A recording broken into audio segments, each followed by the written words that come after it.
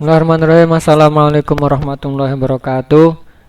Bismillahirrahmanirrahim. Qala al-musannifu rahimahullahu ta'ala wa nafa'ana bi wa bi'ulumi wa ada'alaina min barakati fid dharaini amin ya rabbal alamin. Oke, selamat datang di channel saya Ngangsu Nahwu. Nah, di sini mari kita belajar tentang ilmu nahwu. Belajar nahwu itu asik. Oke. Langsung saja kita mulai dari pengertian ilmu nahwu. Ilmu nahwu itu apa toh? Ilmu nahwu itu adalah ilmu yang membahas tentang aturan akhir struktur kalimat atau kata. Apakah berbentuk rofa, nasab, jar, dan jazm. Nah, maksudnya begini, secara mudahnya ilmu nahwu itu ilmu yang mempelajari harokat akhir suatu kalimat. Seperti contoh lafadz alhamdu. Lafadz alhamdu, tugasnya ilmu nahwu itu pada harokat dalnya, pada harokat akhir suatu kalimat. Dia bisa dibaca du, bisa dibaca da, bisa dibaca di. Nah, itu adalah tugasnya ilmu nahwu. Nah, yang kedua ilmu shorof. Ilmu shorof itu apa? Ilmu shorof itu adalah ilmu yang membahas tentang bentuk kalimat Arab, mulai dari huruf asli, tambahan, soheh, sampai kepada ilatnya. Maksudnya secara gampang, kalau ilmu shorof itu ilmu yang mengatur harokat awal kalimat dan tengah kalimat. Contoh tadi alhamdu. Kalau tugasnya ilmu nahwu itu pada harokat dalnya, harokat akhir kalimatnya. Kalau tugasnya ilmu shorof itu baru pada harokat hak dan mimnya, hamnya itu. Dia bisa dibaca ham, bisa dibaca hum, bisa dibaca humi, bisa dibaca huma, hami. Nah, itu tugasnya adalah ilmu shorof. Kedua ilmu ini tidak bisa dipisahkan. Ini sebagai halnya dia itu kekasih yang tidak bisa terpisahkan, gitu. Kekasih yang setia.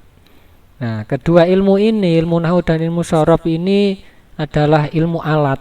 Alat untuk membaca kitab kuning, alat untuk mengerti makna-makna Al-Quran. Nah, tanpa ilmu nahwu dan shorof, kita itu sulit mengerti makna Al-Quran. Kalau menurut saya ilmu nahwu dan ilmu shorof itu sangat penting untuk kita pelajari. Ibarat kalau seperti bengkel. Kalau ilmu nahwu dan shorof ini seperti halnya alatnya, obengnya, tangnya, dan juga kunci-kuncinya itu. Nah, tanpa ada tang, kunci, maka ya tidak bisa memperbaiki sepeda, memperbaiki mobil. Nah, jadi ilmu nahwu dan ilmu shorof ini menurut saya sangat penting sekali. Insya Allah kalau kita menguasai ilmu nahwu dan ilmu shorof, insya Allah ilmu yang lain-lainnya pun ikut terkuasai. Itu tergantung kreativitas kita. Kalau yang saya utamakan dulu itu, kalau saya ilmu nahwu dan ilmu shorof, baru kemudian ilmu yang lain-lainnya. Karena kedua ilmu ini adalah ilmu alat. Oke, langsung saja kita sudah mengerti apa itu ilmu nahwu dan apa itu ilmu shorof.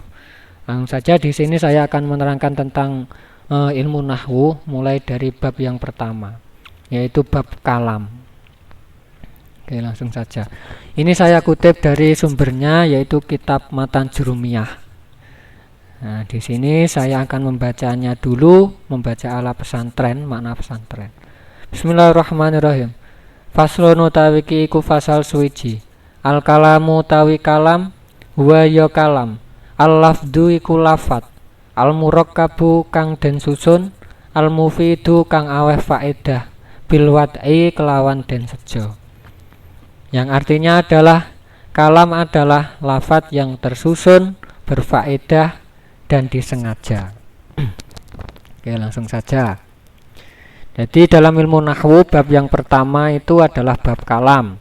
Nah, ini baik dalam ilmu nahwu mulai dari kitab kecil sampai kitab besar, maksudnya umpama Alfiyah Ibnu Aqil.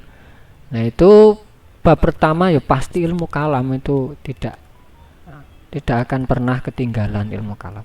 Jadi kalam tadi Yang pertama berupa lafat, yang kedua adalah tersusun, bahasa Arabnya yaitu murakkab, dan yang ketiga berfaedah, bahasa Arabnya mufid, dan yang keempat disengaja, bahasa Arabnya adalah bil wad'i. Jadi suatu kalimat itu bisa dinamakan kalam apabila dia memenuhi 4 faktor ini, yaitu lafat, murakkab, mufid, dan bil wad'i. Apabila dia kok hanya memenuhi 3 seumpama, maka ya tidak bisa dinamakan kalam. Pokoknya 4 faktor ini harus terpenuhi semua, dia bisa dinamakan kalam. Ya, langsung saja. Kemudian lafat. Lafat itu apa toh? Lafat itu adalah suara yang memuat sebagian dari huruf jaiyah. Seperti contoh lafat zaidun. Lafat zaidun di sini sudah bisa dinamakan lafat. Sudah dinamakan lafat. Karena apa? Karena dia sudah memuat sebagian dari huruf jaiyah, yaitu za, ya, dan dal. Oke. Kemudian yang kedua murakkab. Apa murakkab itu? Murakkab adalah tersusun dari 2 kalimat atau lebih. Ya, namanya juga tersusun, itu pasti harus lebih dari 1 kalimat, minimal 2, bahkan boleh 3, boleh 4. Apabila cuma 1, namanya ya belum tersusun, namanya mufrad nanti namanya. Seperti contoh lafaz jaa zaidun. Jaa zaidun di sini sudah dinamakan murakkab. Karena apa? Karena dia sudah tersusun. Nah, di sini jaa zaidun sudah tersusun dari 2 kalimat, yaitu jaa dan juga zaidun. Oke. Yang ketiga yaitu mufid. Mufid yaitu memberikan faedah yang sempurna. Maksudnya memberikan faedah yang sempurna itu sekiranya orang yang kita ajak bicara, orang yang mendengarkan omongan kita itu sudah paham dan juga tidak bertanya lagi. Contohnya ya tadi jaa zaidun, Zaid telah datang. Nah, orang yang mendengarkan itu kan sudah paham, tidak bertanya lagi. Contoh yang omongan yang masih menimbulkan pertanyaan itu contoh apabila diawali dengan kalimat tanya. Apabila Zaid berdiri, nah itu namanya belum mufid, belum memberikan faedah sempurna karena pasti membutuhkan jawaban. Contoh lagi, apabila aku mencintaimu, nah umpamanya begitu, itu kan juga belum bisa dinamakan mufid karena itu masih menimbulkan pertanyaan. Cirinya diawali dengan kalimat tanya. Oke. Kemudian faktor yang keempat yaitu bil wad'i. Bil wad'i itu apa? Bil wad'i yaitu disengaja atau berbahasa Arab. Oke. Dari kata bil wad'i, faktor yang keempat ini ada 2 ulama yang berbeda pendapat. Ada satu ulama mengatakan yang dimaksud bil wad'i itu maksudnya adalah disengaja. Maksudnya disengaja itu adalah orang yang mengucapkannya memang asli disengaja, memang dalam keadaan sadar, memang dia mengucapkan lafaz tersebut.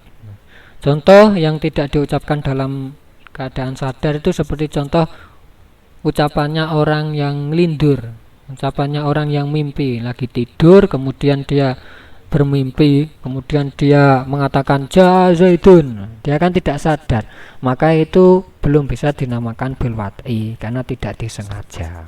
Begitu. Kemudian ada ulama yang mengatakan yang dimaksud bil wad'i itu adalah berbahasa Arab. Nah, dia harus berbahasa Arab. Kalam itu harus berbahasa Arab. Maka apabila tidak berbahasa Arab, berbahasa ajam, maksudnya selain Arab, seperti bahasa Inggris, bahasa Indonesia, bahasa Jerman, bahasa Portugal, bahasa Madura, bahasa apalagi bahasa orang Sunda, nah itu belum bisa dinamakan bil wad'i, belum bisa dinamakan bil wad'i karena tidak bahasa Arab. Oke, langsung saja. Contoh yang sudah memenuhi 4 faktor ini, contoh yang sudah dinamakan kalam, yaitu seperti lafaz jaa zaidun. Dalam lafaz jaa zaidun ini sudah bisa dinamakan kalam. Mengapa? Karena dia sudah memenuhi 4 faktor ini, yaitu lafat, murokab, mufid, dan bil wad'i. Oke. Kita koreksi dulu.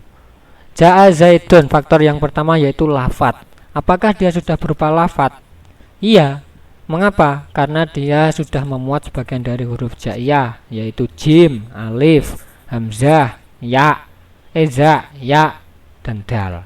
Oke, dia sudah memenuhi faktor yang pertama. Faktor yang kedua yaitu murakkab, tersusun, paling sedikit 2 kalimat. Nah, ja'a Zaidun ini sudah dinamakan murakkab atau belum? Sudah. Mengapa? Karena dia sudah tersusun dari 2 kalimat, yaitu ja'a dan zaidun. Oke, faktor yang kedua terpenuhi. Kemudian faktor yang ketiga mufid. Mufid itu apa? Mufid yaitu memberikan faedah yang sempurna. Nah, ja'a zaidun ini sudah memberikan faedah yang sempurna, yaitu artinya Zaid telah datang. Omongannya sudah bisa dipahami orang, tidak diawali dengan kalimat tanya, apabila atau apa, ketika. Karena dia tidak diawali oleh kalimat tanya, sudah memberikan faedah yang sempurna, maka dia sudah dinamakan mufid. Oke, faktor yang ketiga sudah terpenuhi. Faktor yang keempat yaitu bil wad'i, disengaja. Nah, ja'a Zaidun ini orang yang mengucapkannya juga sengaja, memang dalam keadaan sadar atau berbahasa Arab, dan ja'a Zaidun sudah juga berbahasa Arab, maka dia sudah memenuhi, sudah dinamakan bil wad'i. Nah, karena dia sudah memenuhi 4 faktor tadi, oleh karena itu ja'a Zaidun sudah bisa dinamakan kalam. Oke. Contoh lagi, kalam yang terdiri dari 3 kalimat, yaitu doroba Zaidun bakron. Zaid telah memukul bakar. Ini juga sudah bisa dinamakan kalam karena sudah memenuhi 4 faktor, sudah lafat, murakkab, sudah tersusun. Nah, bahkan dia sudah tersusun dari 3 kalimat, doroba, Zaidun, dan bakron. Dia sudah mufid, sudah memenuhi karena sudah tidak menimbulkan pertanyaan, dan dia juga sudah bil wad'i, disengaja dan juga berbahasa Arab. Oke. Kemudian contoh yang belum bisa dikatakan kalam, yaitu seperti lafadz in qoma Zaidun, yang artinya apabila Zaid berdiri. In qoma Zaidun ini belum bisa dinamakan kalam. Mengapa? Karena dia belum memenuhi 4 faktor tadi. Dia hanya memenuhi sebagian. Kita koreksi dulu. In qoma Zaidun ini apakah sudah lafadz? Sudah, karena sudah memuat huruf jaiyah. Kemudian faktor yang kedua murakkab, tersusun. Apakah in qoma Zaidun sudah tersusun? Sudah, bahkan dia tersusun dari 3 kalimat, yaitu in, qoma, dan Zaidun. Faktor kedua terpenuhi. Faktor ketiga mufid, memberikan faedah yang sempurna. In qoma Zaidun apakah sudah dinamakan mufid? Nah, belum. Mengapa kok belum? Karena ini masih menimbulkan pertanyaan. Apabila Zaid berdiri, nah, diawali dengan kalimat tanya apabila, maka dia faktor ketiga belum terpenuhi. Faktor yang keempat bil wad'i, disengaja atau berbahasa Arab. Ini sudah orang mengucapkan dengan cara disengaja, dan juga dia sudah berbahasa Arab. Nah, karena dia hanya memenuhi 3 faktor, yaitu lafadz, murakkab, dan bil wad'i, sedangkan dia tidak memenuhi mufid, oleh karena itu lafadz in qoma Zaidun belum bisa dinamakan kalam. Nah, begitulah. Jadi kesimpulannya, bab kalam ini, kalam itu harus memenuhi 4 faktor tadi, berupa lafadz, mengandung sebagian huruf jaiyah, kemudian tersusun, paling sedikitnya 2 kalimat, memberikan faedah yang sempurna, maksudnya omongannya sudah difaham, tidak diawali dengan kalimat pertanyaan, dan yang keempat dia diucapkan dengan cara sengaja dan juga harus berbahasa Arab. Oke. Nah, itu sekian dari saya penjelasan tentang ilmu kalam. Semoga bisa bermanfaat bagi diri saya sendiri dan juga kepada teman-teman. Sekian dari saya. Assalamualaikum warahmatullahi wabarakatuh.